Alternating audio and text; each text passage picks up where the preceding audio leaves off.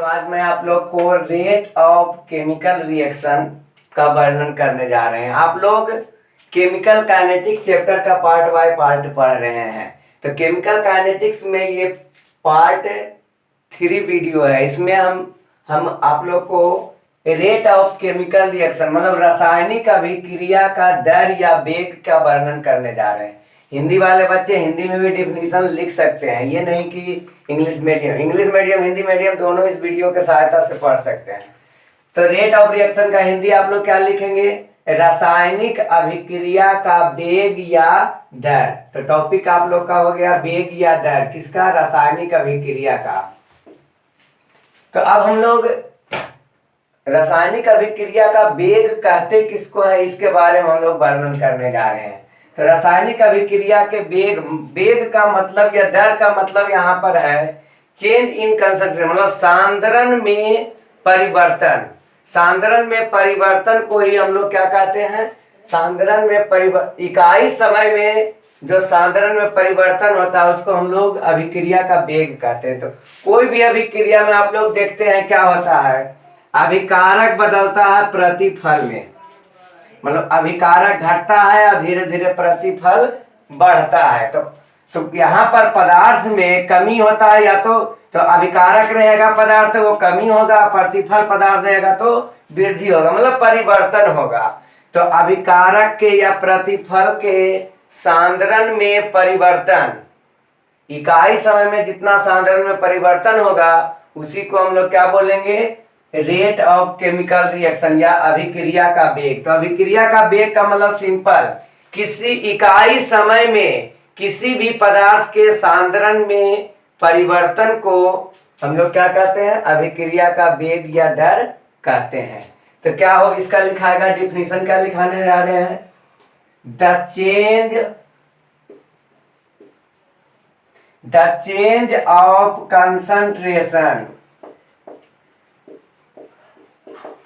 the change of concentration of a substance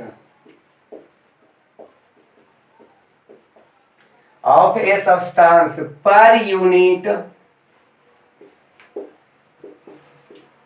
unit time is called rate of chemical reaction। तो यहां पर हम लोग क्या करने जा रहे हैं कि पर यूनिट टाइम मतलब इकाई समय में क्या सब्सटेंस का कंसंट्रेशन में जो चेंज होगा उसी को हम लोग क्या बोलेंगे? तो हिंदी वाला क्या लिखेंगे? इकाई समय, डिफिनीशन लिखिए। हिंदी माध्यम वाला क्या लिखेंगे? इकाई समय में किसी भी पदार्थ के सांद्रण में परिवर्तन को अभिक्रिया का वेग या दर कहते हैं। तो ये इसका डिफिनीशन इसको और हम लोग होता है दो तरह का डिफिनीशन इसमें, अब अभिकारक के आधार पर भी दिया जाएगा और प्रतिफल के आधार पर दिया जाएगा। तो ये जनरल डिफिनीशन आपको हुआ केमिकल रिएक्शन का। तो किसी भी रासायनिक अभिक्रिया में आप क्या लिखेंगे कि किसी भी रासायनिक अभिक्रिया के दौरान रिएक्टेंट, इसको बोलते हैं जो अभिकारक, जो अभिक्रिया में भाग लेता है उसको रिएक्टेंट बोलते हैं, अभिकारक, और जो बनता है उसको प्रोडक्ट या हिंदी में प्रतिफल कहते हैं। तो किसी भी रासायनिक अभिक्रिया के दौरान रिएक्टेंट के सांद्रण में कमी होती है जबकि प्रतिफल के सांद्रण में वृद्धि होती है, क्योंकि कोई भी अभिकारक होगा, जिसे आप एक सिंपल सा एग्जांपल दे रहे हैं, जैसे आप लोग संतरा से जूस बनाते हैं। तो संतरा से जूस जब बनता है तो जब स्टार्टिंग मशीन चालू होता है तो उस समय संतरा की संख्या अधिक होता है और जूस क्या रहता है? मिनिमम रहता है, एकदम कुछ नहीं रहता। जैसे ही अभिक्रिया शुरू हुआ संतरा की मात्रा घटते जाती है और जूस की मात्रा क्या होती जाती है? बढ़ते जाती है। तो यही आइडिया से आप सिंपल समझिएगा कोई भी रिएक्शन में कि रिएक्शन जब हो रही है तो क्या होता है? अभिकारक उस समय पूरा रहता है और प्रोडक्ट यहाँ पर क्या रहता है? शून्य रहती है। अब जैसे ही रिएक्शन स्टार्ट हुआ तो रिएक्टेंट क्या होते जाता है? घटते जाता है, प्रोडक्ट बनते जाता है। तो प्रोडक्ट बन रहा है तो इसका सांद्रण बढ़ेगा, और इसका सांद्रण मतलब मात्रा सिंपल समझना है।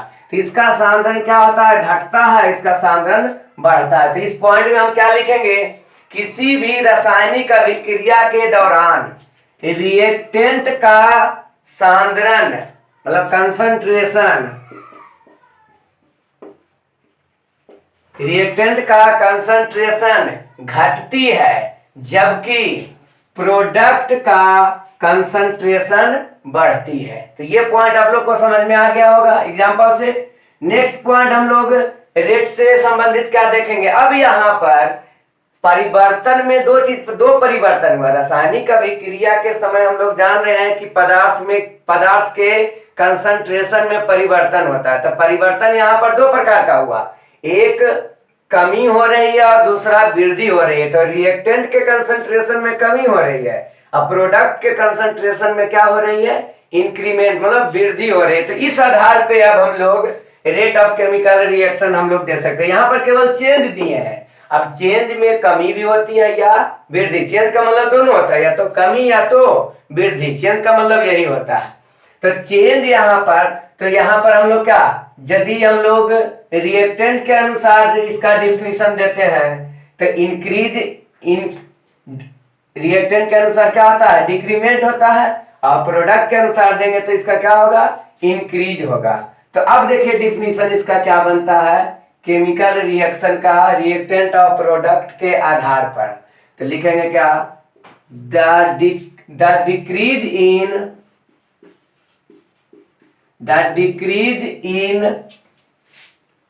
concentration of reactant, the decrease in concentration of reactant of a, क्या देखेंगे हम लोग, the decrease in concentration of reactant और increase in कंसंट्रेशन को हम लोग काउंट भी यहां पर लिख सकते हैं, concentration of, increase in concentration of product per unit time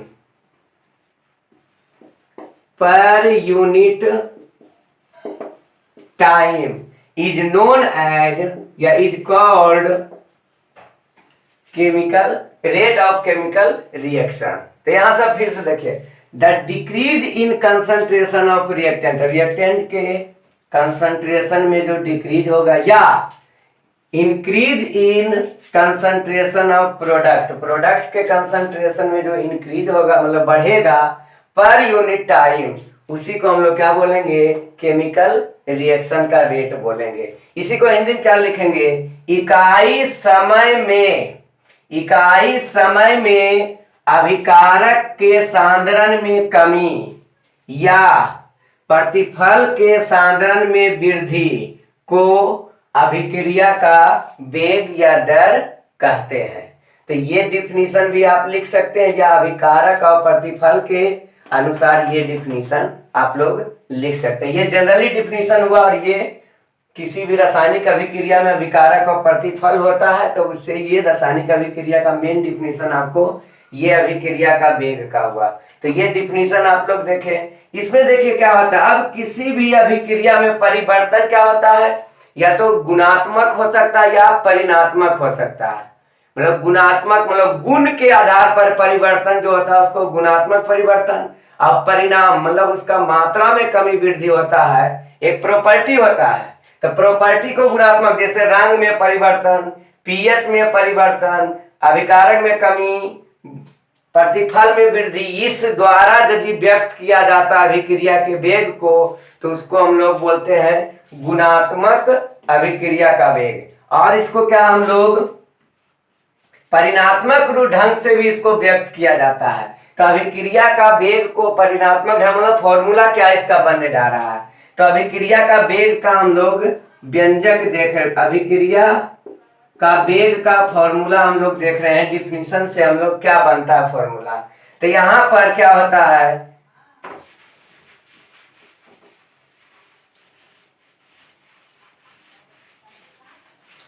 तो हम लोग टॉपिक क्या दे रहे हैं, अभिक्रिया का वेग टॉपिक। अब देखिए इसका फॉर्मूला क्या लिखा है, रेट बराबर क्या होगा, अभी आप लोग को यहां डिफिनीशन दिए थे क्या, कंसंट्रेशन चेंज या चेंज इन कंसंट्रेशन।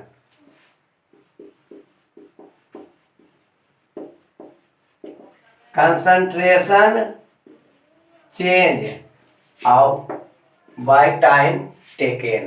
तो क्या हुआ, change in concentration by time taken, Hindi में क्या लिख सकते हैं, सांद्रण में परिवर्तन और बटे लगा समय। तो ऊपर में लिखेंगे सांद्रण में परिवर्तन और नीचे में लिखेंगे लगा समय। इसी को हम लोग, अब ये सांद्रण में परिवर्तन दो तरह का होगा, एक क्या होगा, decrease in concentration of reactant upon time taken. ये क्या हुआ, आर के रिस्पेक्ट में हम लोग रेट को देखें कि decrease in concentration of rate बटे लगा समय। तो इसको हिंदी में क्या लिखेंगे, इसी यही को क्या, अभिकारक के सांद्रण में कमी और बटे लगा समय।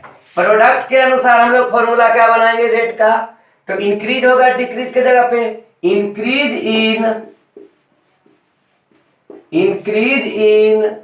concentration of product, increase in concentration of product by time taken,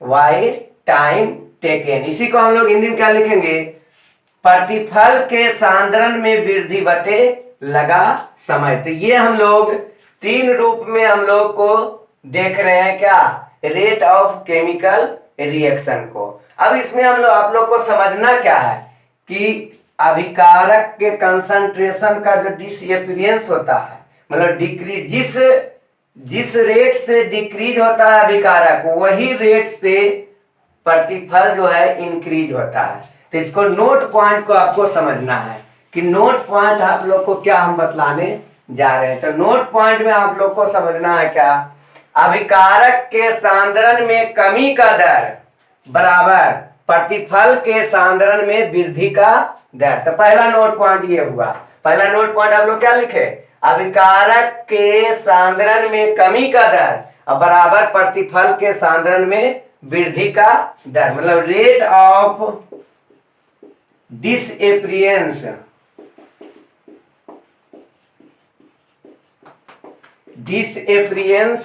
of reactant बराबर रेट ऑफ एपियरेंस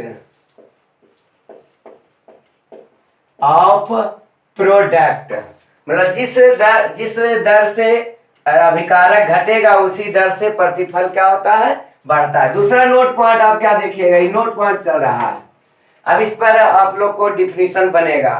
तो क्या बताएं, कंसंट्रेशन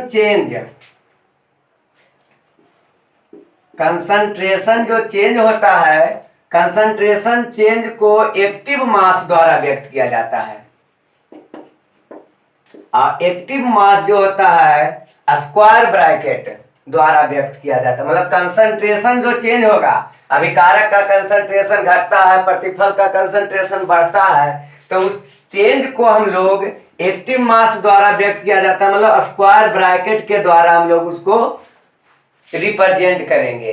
इसका कंसंट्रेशन चेंज का एसआई यूनिट क्या होता है, तो इसका एसआई कंसंट्रेशन चेंज का एसआई नीचे पढ़ लेंगे, कंसंट्रेशन चेंज का SI unit mole litre inverse होता है। इसका एसआई यूनिट क्या होता है, मोल लीटर इनवर्स। अब इसको हम लोग देखते हैं एक रिएक्शन से रिलेट करते हैं, मतलब माना कि आर पी, मतलब ये कोई केमिकल रिएक्शन है, आर उसका क्या है, रिएक्टेंट है, पी क्या है, उसका प्रोडक्ट है। तो एक मोल रिएक्टेंट एक मोल प्रोडक्ट में कन्वर्ट हो रहा है, मतलब एक मोल अभिकारक लिए हैं तो वो रासायनिक अभिक्रिया करके एक मोल प्रतिफल का निर्माण कर रहा है, मतलब इस प्रकार का एक रासायनिक अभिक्रिया को हम लोग माने हैं। तो ये है, ये मतलब इतना बनना है इसको। तो अब हम लोग मान लेते हैं कि अभी रासायनिक अभिक्रिया शुरू हुआ है, तो T1 समय में, मतलब समय जैसे जैसे बीतते जाएगा अभिकारक घटते जाएगा और ये प्रतिफल बढ़ते जाएगा। तो T1 समय में क्या मान लेते हैं कि इसका सांद्रण R1 है और इसका सांद्रण मतलब P1 सांद्रण इसका बना है, मतलब प्रतिफल P1 बन के तैयार हुआ है और अभिकारक R1 बचा हुआ है। T2 समय में ये घट के क्या हो गया है, R2 इसका मात्रा बचा हुआ, मतलब घट के इतना आ गया है और ये बढ़ के क्या हो गया है, P2 आ गया। मतलब जैसे जैसे समय होगा ये घटते जाएगा, ये समय बढ़ते जाए, समय के अनुसार बढ़ते जाएगा। तो यहाँ पर हम लोग चेंज क्या होता है, चेंज का मतलब, चेंज मतलब परिवर्तन का मतलब फाइनल माइनस इनिशियल होता है। कोई भी चीज का चेंज देखने रहता है या परिवर्तन क्या हुआ उसमें परिवर्तन, तो परिवर्तन देखना मतलब फाइनल माइनस इनिशियल। तो फाइनल कौन है, ये हुआ, और ये फाइनल मतलब अंत में और इनिशियल मतलब शुरुआत में। तो फाइनल माइनस इनिशियल करने पर वो चेंज निकलता है। वो क्या निकलता है, हम लोग को चेंज निकलता है। तो क्या यहां से देख रहे हैं हम लोग, decrease in concentration, decrease in concentration of R, मतलब आर में क्या डिक्रीज हो रहा है, तो फाइनल माइनस उसी को चेंज बोलेंगे। डिक्रीज हो रहा है मतलब चेंज, तो क्या लिखेंगे इसको, R2 माइनस R1, इसी को हम लोग डेल्टा आर भी बोला जाता है। मतलब परिवर्तन को जब बड़ा परिवर्तन होता है तो डेल्टा आर, छोटा परिवर्तन होता है तो डी आर। स्मॉल चेंज को डी से और कैपिटल मतलब बड़ा चेंज रहेगा तो उसको डेल्टा से डिनोट करते हैं। तो ये ध्यान में रखिएगा। उसी तरह से नेक्स्ट चेंज क्या हो रहा है हम लोग को प्रोडक्ट में, तो प्रोडक्ट डिक्रीज नहीं कर रहा है, क्या कर रहा है, इंक्रीज कर रहा है। तो increase in concentration of P क्या हो जाएगा, P2 माइनस P1, इसी को हम लोग क्या बोलेंगे, डेल्टा पी। ये कंसंट्रेशन का सिंबल होता है, मतलब एक्टिव मास। कंसंट्रेशन का सिंबल क्या होता है, एक्टिव मास मतलब स्क्वायर ब्रैकेट, बड़ी ब्रैकेट, ये ध्यान में रखना है। तो यहाँ पर हिंदी में भी लिख सकते हैं आप लोग, क्या लिख सकते हैं, अभिकारक के सांद्रण में कमी बराबर डेल्टा आर, प्रतिफल के सांद्रण में वृद्धि बराबर डेल्टा पी। तो यहां से आप लोग, ये केवल हम लोग चेंज देखें अभी तक क्या देख रहे हैं कि चेंज इस तरह से कोई भी रासायनिक अभिक्रिया में होता है। अब हम लोग रेट निकालते हैं फॉर्मूला से। तो रेट बराबर अभी आप लोग को फॉर्मूला दिया गया था, रेट बराबर आप लोग को क्या लिखा थे, चेंज इन कंसंट्रेशन, या कॉपी में देखिए आप पीछे बैक में कि decrease in concentration of reactant. तो decrease in concentration of reactant क्या है, डेल्टा आर, और टाइम टेकन, टाइम में पर लगा समय कितना हो गया, जिससे यहाँ पर 10 सेकंड, यहाँ 10 मिनट था, यहाँ 20 मिनट, यहाँ 15 मिनट हो गया, तो 5 मिनट ही ने समय लिया है। तो यहाँ पर क्या हो जाएगा भाई, डेल्टा टी, मतलब T2 माइनस T1। तो यहाँ डेल्टा टी, और ये डिक्रीज हो रहा है इसलिए हम लोग इसमें माइनस का सिंबल देते हैं। नेगेटिव सिंबल यहाँ पर बता रहा है कि चेंज जो हुआ है अभिकारक, उसमें कमी आया है। चेंज तो हुआ है लेकिन कैसा चेंजिंग हुआ है, तो डिक्रीमेंट वाला कमी हुआ है, इसलिए इसमें माइनस। अब प्रोडक्ट में क्या लिखते हैं, delta P by delta T, इसमें प्लस सिंबल, मतलब इंक्रीमेंट हो रहा है। इंक्रीमेंट तो ऊपर में आप लोग को बताए थे, रेट में फॉर्मूला 3 को दिए थे, चेंज इन कंसंट्रेशन बटे time taken, decrease in concentration of reactant बटे time taken, increase in concentration of product by time taken. तो यहाँ पर क्या हुआ, रिएक्टेंट का डिक्रीमेंट बटे टाइम टेकन और प्रोडक्ट का इंक्रीमेंट बटे टाइम टेकन। माइनस सिंबल बतलाता है कि इसका डिक्रीमेंट हो रहा है। अब हम लोग रेट का डायमेंशन देखते हैं, dimension of rate of reaction, dimension of rate of reaction. तो रेट ऑफ रिएक्शन का डायमेंशन क्या होता है, हम लोग जानते हैं क्या, कंसंट्रेशन